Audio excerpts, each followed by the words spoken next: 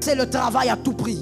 Le diable vous présente le travail à tout prix. Il te dit travaille pour bâtir la vie de tes enfants. Travaille pour bâtir la vie de ta femme, de ton mari. Travaille parce que tu dois avoir, parce que tu dois soutenir tes frères. Travaille. Le diable te crée la pression du monde par le travail. Et toi tu dis oui.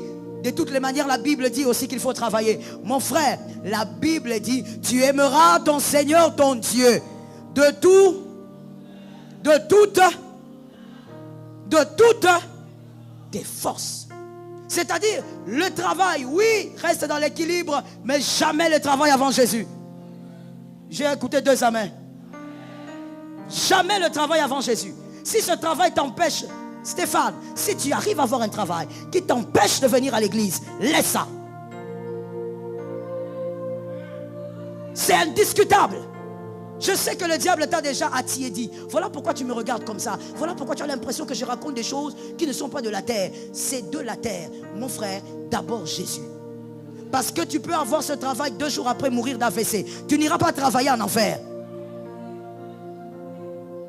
Est-ce que quelqu'un m'entend bien?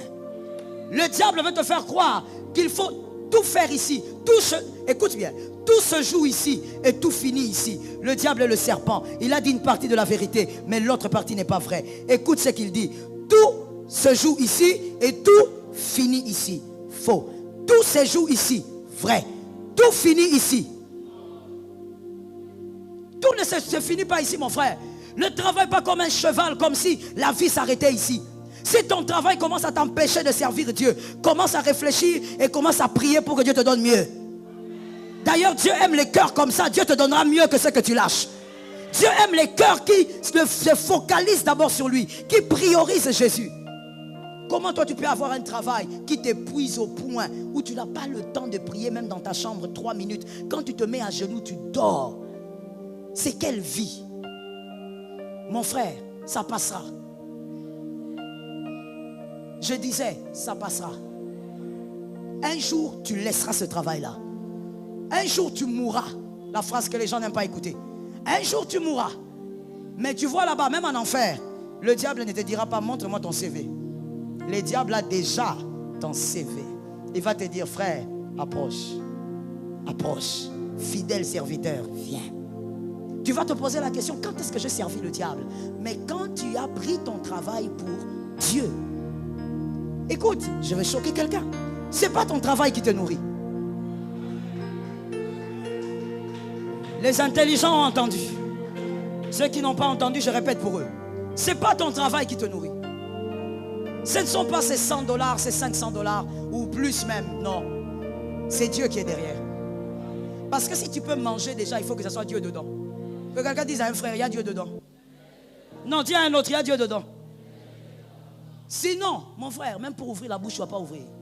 Si tu as un AVC aujourd'hui, tu n'ouvriras pas cette bouche-là. On va te traiter avec des sondes. Il y a Dieu dedans. Ce n'est pas ton salaire qui te nourrit, c'est Dieu.